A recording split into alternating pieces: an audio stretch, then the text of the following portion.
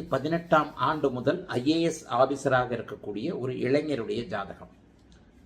16/1/1993 மதியம் 2:40 சென்னையில் பிறந்தவர். இவருடைய ஜாதக கட்டம் இப்போது வந்துவிட்டது. ரிஷப லக்னம், லக்னத்தில் கேது, 2இல் செவ்வாய், 5இல் குரு, 6இல் சந்திரன், 7இல் ராகு, 8இல் புதன், 9இல் சூரியன் சனி, 10ஆம் இடத்தில் சுக்கிரன். இதில் 5, 8 பரிவர்த்தனையான குரு புதன் பரிவர்த்தனை அமைப்பு ஒரு மிக பெரிய அளவில் நல்ல அளவில் இருக்கு. இந்த ஜாதகத்தில் உள்ள சிறப்பு என்ன அப்படின்னு சொன்னா, சூரியன் சனி சேர்க்கை. சூரியன் சனி சேர்க்கை இருந்தும் அதை விளக்குறதுக்காக தான் 2 IAS ஆபீசருடைய ஜாதகத்தை எடுத்திருக்கிறேன். இதனை எடுத்து காட்டப் போகின்ற நம்முடைய தமிழகத்திலேயே ஒரு உயரதிகாரம் கொண்டவராக இருக்கக்கூடிய IAS ஆபீசருடைய ஜாதகத்திலும் இது போன்ற சூரியன் சனி காம்பினேஷன்ஸ் இருக்குது அப்படிங்கிறது தான் உண்மை. ஆக இந்த 25 வயது இளைய பருவத்து 25 வயதிலேயே IAS ஆகிவிட்ட இவருடைய ஜாதகத்தை நீங்கள் எடுத்துக்கிட்டீங்கன்னா இதில் ஒரு சிறப்பு என்னன்னா, இவருக்கு IAS ஆவதற்கு முன்பு 2018 ஆண்டு அல்லது 17ஆம் ஆண்டில் இவருக்கு பாண்டிச்சேரியில் ஒரு சாதாரண இதே UPSC IASக்கான பரீட்சை எழுதி இதைவிட கீழான ஒரு அமைப்பில் மத்திய அரசு பணி 2017 கிடைக்க 2017 இவருடைய தந்தை என்னிடம் திரும்ப வந்து அவன் IAS கனவுல இருக்கிறான், அவன் IASல தான் எழுதிக்கிட்டு இருக்கிறான். இப்போது பாண்டிச்சேரியில் ஒரு சின்ன போஸ்ட் கிடைச்சிருக்கு. இந்த போஸ்ட்டை வந்து நான் போய் அக்செப்ட் பண்ண சொன்னால் அவன் முடியவே முடியாது, நான் IAS தான் எழுதுவேன்னு சொல்கிறான் அப்படின்னு தந்தை வந்து நேரடியாக 2017ஆம் ஆண்டு இவருடைய அப்பா வந்து என்கிட்ட நேரடியாக ப்ரொடிக்ஷன் கேட்டு அடுத்த வருடம் 2018ஆம் ஆண்டு இவர் உறுதியாக IAS ஆவார், அதில் எந்த மாற்றமும் இல்லை என்று நான் பலன் சொல்லி தந்தை இவரே போய் கூட அந்த பதவியை அவர் அக்செப்டே பண்ணலை. அதாவது பாண்டிச்சேரியில் இவருக்கு ஜாயினிங் ஆர்டர் வந்த உடனே இவர் தந்தையின் மூலமாக இங்கே ஜாயின் பண்ணலை, எனக்கு இந்த வேலை வேண்டாம் என்று எழுதி கொடுத்து அப்பா போய் அதை சப்மிட் பண்ண போகிறார். அப்போது கூட அங்கே இருப்பவர்கள் அப்பாவிற்கு சொன்ன ஒரு சஜஷன், இந்த வேலையில் ஜாயின் பண்ண சொல்லுங்கள், அதுக்கப்புறம் இங்கே இருந்துக்கிட்டே மறுபடியும் IAS எழுத சொல்லுங்கள், ஏன் வந்த வேலையை விட சொல்கிறீங்க, ஏன் வந்த வேலையை அவர் விடுறார் அப்படின்னது கூட இந்த இளம் வயது இன்றைக்கு பக்கத்து மாநிலத்தில் IAS அதிகாரியாக இருப்பவர் ஜோதிடத்தின் மீது மற்றும் சில அமைப்புகளின் மீது ஒரு நம்பிக்கை அமைப்பின் அடிப்படையில் அந்த வேலையை ஒத்துக்கலை. அதை போலவே இவர் 2018ஆம் ஆண்டு பக்கத்து மாநிலத்தில் IAS உயரதிகாரியாக இருக்கிறார். இதில் உள்ள இந்த ஒரு சிறப்பு என்ன அப்படின்னு சொன்னால், நம்முடைய சூரியனும் சிம்மமும் அதிக வலுவாக இருக்க வேண்டும் என்பதன் அடிப்படை. இவருக்கு ரிஷப லக்னம், சிம்மாதிபதி சூரியன் சனியுடன் இணைந்திருந்தாலும் கூட அந்த சனியை குரு நெருக்கமாக பார்த்து சுபத்துவப்படுத்துகின்ற அதே நேரத்தில் சிம்மத்தை தனி சுக்கிரன் பார்த்து மிக உயர்ந்த வலு இங்கே இருக்கிறது. சிம்மமும் சிம்மாதிபதியும் சுபத்துவமாக இருக்கக்கூடிய ஒரு தன்மை. அதை போலவே 10ஆம் வீடு ஒரு உயர் அதிகாரத்தை ஒருவர் அடைய வேண்டுமெனில்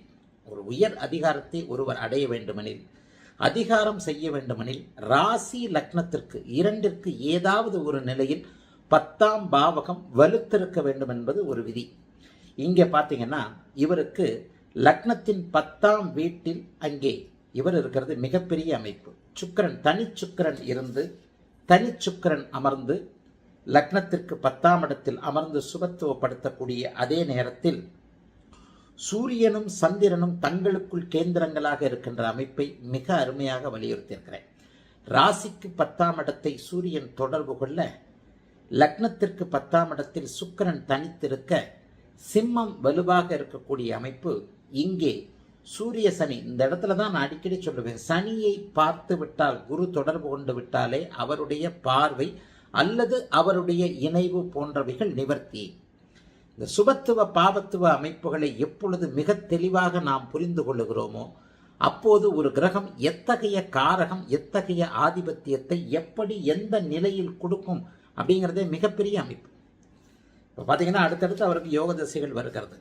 சனி திசை சுக்கிரபுக்தி சனி திசை அமைப்புகளிலே அவருக்கு வந்து கண்டிப்பாக சனி சுபத்துவமாக இருக்கின்ற காரணத்தினாலும் அடுத்தடுத்து புதன் புக்தி வர்ற காரணத்தினாலும் இவர் சனி திசை கேது பக்தியில் குருவின் பார்வை வாங்கிய கேது பக்தியிலே இவருக்கு ஐஏஎஸ் போஸ்ட் வந்துடும் அப்படின்னு 2018ஆம் ஆண்டு இவர் உறுதியாக இருப்பார் என்பதை நான் ஏற்கனவே சொல்லியிருக்கிறேன் அவர்கிட்டயே. இதில் என்னன்னா நிறைய விஷயங்கள் இந்த ஐஏஎஸ் ஆஃபீஸர் தான் எனக்கு நினைவுபடுத்துறது. நான் வந்து நிறைய பேருக்கு ப்ரெடிக்ஷன் கொடுக்குறேன். அதனால் இவர் ஐஏஎஸ் ஆஃபீஸர் அப்படி இப்படின்றதெல்லாம் அந்தந்த நேரங்களில் ஒரு நாளைக்கு 10-20 ஜாதகங்களை பார்த்து கொண்டிருக்கின்ற நிலையில் இப்பொழுது நான் சொல்லுகின்ற தந்தை வந்தார், தந்தைக்கு நான் சொன்ன அமைப்புகள்லாம் எனக்கு நினைவில் இல்லவே இல்லை. இந்த ஐஏஎஸ் ஆஃபீஸர் சொன்னது தான். அப்பா வந்தாங்க குருஜி, நீங்கள் தெளிவாக சொன்னீங்க. அப்பா வந்து உங்ககிட்ட சஜெக்ஷன் கேட்டாங்க, இவன் வேலையை விட போகிறேன், வேலையை ஒத்துக்க போகிறதில்ல, ஐஏஎஸ் தான் வரும்னு சொல்கிறான் அப்படின்னதுக்கு நீங்கள் ஒரு கன்ஃபர்மேஷன் கொடுத்தீங்க. நீங்கள் கன்ஃபர்மேஷன் கொடுத்ததுனால தான் என்னுடைய பேச்சை கேட்காத எங்கள் அப்பா சரி குருஜி சொல்கிறார் அப்படின்னு சொல்லிட்டு நேராக போய் பாண்டிச்சேரியில் போய் எழுதி கொடுத்துட்டு வந்தார். அந்தளவுக்கு நாங்கள் உங்கள் மேலே கான்ஃபிடெண்ட்டாக இருந்தோம் அப்படின்றது. நான் கூட இந்த ஐஏஎஸ் ஆஃபீஸர் என்ன சொல்கிறேன், ஜாதகத்தை அடிப்படையில் தான் நான் பலன் சொல்கிறேன். என்னுடைய கான்ஃபிடென்ட் அப்படிங்கிறத விட சில நுணுக்கங்கள், அதாவது விஞ்ஞான ரீதியிலானது ஜோதிடம் என்பதற்கான சில அமைப்புகள், பாவக முனை தொடர்புகள், பாவக அடிப்படையில் வரக்கூடிய சில நிலைகள், வாழ்நாள் முழுக்க வரக்கூடிய யோக தசைகள், வாழ்நாள் முழுக்க வரக்கூடிய யோக தசைகள், இப்பொழுது நான் சொல்லக்கூடிய 10ஆம் பாவகம், இது போன்ற அமைப்புகளின் அடிப்படையில் நீங்கள் உறுதியாக ஐஏஎஸ் ஆஃபீஸர் ஆவீங்க அப்படின்னு சொல்லியிருக்கிறேன்னு. அதை போலவே 2018ஆம் ஆண்டிலிருந்து பக்கத்து மாநிலத்தில் இவர் ஐஏஎஸ் ஆஃபீஸராக இருக்கிறார். இன்னும் சில நிலைகளில் சொல்லப்போனால் இளம் வயதிற்கே உரிய ஒரு நல்ல தன்மைகள், அதாவது நான் கரப்டட் ஆஃபீஸர் என்று சொல்லப்படக்கூடிய லக்கணத்தை குரு பார்த்துட்டாலே ஒரு மனுஷன் நல்லவனாக இருப்பான், நல்ல எண்ணங்கள் இருக்கும், சேவை மனப்பான்மை இருக்கும், சனி சுபத்துவம் என்றாலும் கூடுதல் ஆன்மீக அமைப்புகள் இருக்கும். எல்லாத்தையும் போட்டு கனெக்ட் பண்ணி பார்த்தாலே ஒருவர் ஐஏஎஸ் ஆஃபீஸர் ஆகிறது. நிறைய இளைய பருவத்தினர் பார்த்தீங்கன்னா நம்ம யதார்த்தத்தின் அடிப்படையில் பார்த்தால் கூட நிறைய பேர் மக்களுக்கு சேவை செய்ய வேண்டும் என்பதன் அடிப்படையில் வருகிறார்கள். அதை போலவே சனி சற்று ஒடுக்கப்பட்ட மக்கள் மற்றும் அந்த பழங்குடியினர்னு சொல்கிறோம் இல்லையா, அவர்கள் அமைப்பில் வந்து இருக்கக்கூடிய சில சூழ்நிலைகளை வைப்பார் என்பதால் இந்த பக்கத்து மாநிலத்தில் பணி செய்யக்கூடியவர் இந்த ஒடுக்கப்பட்டிருக்கின்ற பழங்குடியின மக்களுடைய நன்மைக்காக பல்வேறு திட்டங்களை செயல்படுத்தி அவர்களுக்கு ஆத்மார்த்தமாக உதவிகளை செய்யக்கூடிய ஒரு பெரும் பணியை சேவையாக எடுத்துக்கொண்டிருக்கிறார் அப்படிங்கிறது தான் இங்கே இன்னும் நுணுக்கமாக சொல்லக்கூடிய ஒரு அமைப்பு. ஆகவே சிம்மம் சிம்மாதிபதி என்பது எப்பொழுது சுபத்துவமாக என்னுடைய சுபத்துவ பாவத்துவ கோட்பாட்டின் அடிப்படையில் இருக்கிறதோ அப்போது ஒருவருக்கு தசாபுக்தி அமைப்புகளும் 10ஆம் பாவகமும் ஒத்துழைக்கும் போது கண்டிப்பாக உயர்நிலை ஐஏஎஸ் ஆஃபீஸர் அமைப்புகள் கிடைக்கும் என்பதற்கு இதுவும் ஒரு விதி. இதில் என்னன்னா லக்னாதிபதியும் வலுவாக இருக்கணும். லக்னாதிபதியின் வலு இப்போ வந்து கடைசியாக ஒரு ஜாதகம் காட்டுவேன், லக்னாதிபதியின் வலு குறைவால் ஐஏஎஸ் ஆஃபீஸர் ஆக முடியாத ஜாதகத்தையும் காட்டுவேன். கீழ்நிலை அமைப்புகளில் எல்லாவற்றையும் காம்பினேஷன்ஸ் தானே. ஜோதிடத்தை வந்து எப்போ காம்பினேஷன்ஸாக புரிஞ்சுக்கிறீங்களோ அப்போ தான் வந்து உங்களுக்கு முழுமையான பலன்களை அறிய முடியும். ஆக லக்னாதிபதி வலுவாக இருக்கின்ற, லக்னம் வலுவாக இருக்கின்ற, லக்னத்தில் கேது தான் இருக்கிறார், ராகு இல்லை.